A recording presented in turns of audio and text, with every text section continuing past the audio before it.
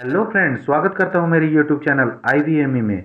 मैं आज बात करने जा रहा हूं एक ऐसे रहस्यमयी और डरावनी जगह के बारे में जो काफ़ी प्रचलित है। जी हां फ्रेंड्स, मैं बात करने जा रहा हूं राजस्थान के जयपुर जिले से करीब 80 किलोमीटर दूर अलवर जिले में स्थित भानगढ़ किले के बारे में। भारतीय पुरातत्व विभाग द्वारा खुदाई से इस बात के पर्याप्त सबूत मिले हैं कि यह शहर एक प्राचीन ऐतिहासिक स्थल है। फिलहाल इस किले की देखरेख भारत सरकार द्वारा की जाती है। यह पर्यटन का एक प्रमुख स्थल है जहां पर देश विदेश से कई लोग घूमने के लिए आते हैं और इस किले में की गई नक्काशी और बनावट और खूबसूरती को देखते हैं।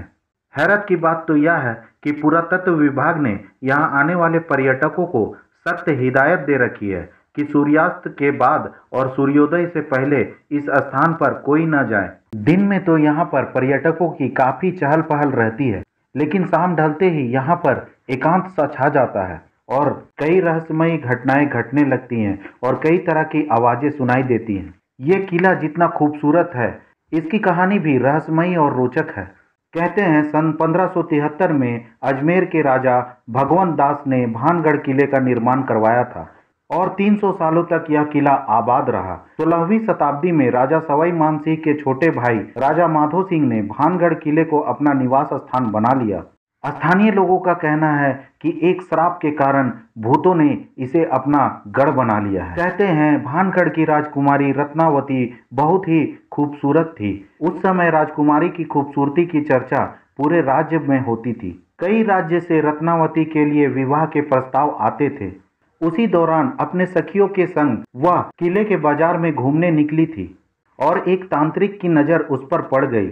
वह तांत्रिक काला जादू करने में माहिर था। राजकुमारी को देखते ही वह राजकुमारी के रूप पर मोहित हो गया और अंदर ही अंदर राजकुमारी से प्रेम करने लगा और राजकुमारी रत्नावती को हासिल करने के लिए वह सोचने लगा। एक दिन की बात है, जिस दुकान से राजकुमारी के लिए इत्र जाता था, उस दुकान में जाकर तांत्रिक ने उस इत्र की शीशी पर काला जादू कर दिया जो इत्र की शीशी राजकुमारी के पास जानी थी।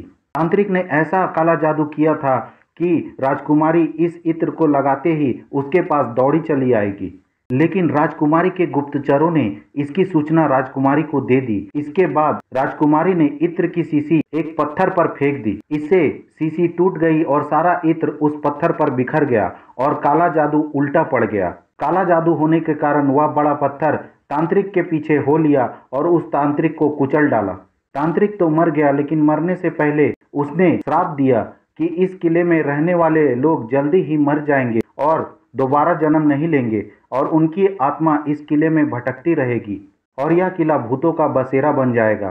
तब से लेकर आज तक इस किले में सूर्यास्त के बाद लोगों के आने की हिम्मत नहीं होती और जिसने भी सूर्यास्त के बाद इस किले में प्रवेश किया है, उन्होंने पारलौकिक घटनाओं को और भूत प्रेतों को महसूस किया है और उनकी आवाजें भी सुनी हैं। वैसे तो आज भी लोग यहाँ पर्यटन के लिए जाते हैं। रात में यहाँ पर विचित्र आवाजें सुनाई देती हैं और कई भूत प्रेत यहाँ पर घूमते हुए नजर आते हैं। अक्सर लोगों का कहना है कि इस किले से रात में पायल की आवाज आती है जो काफी दूर तक सुनाई देती है।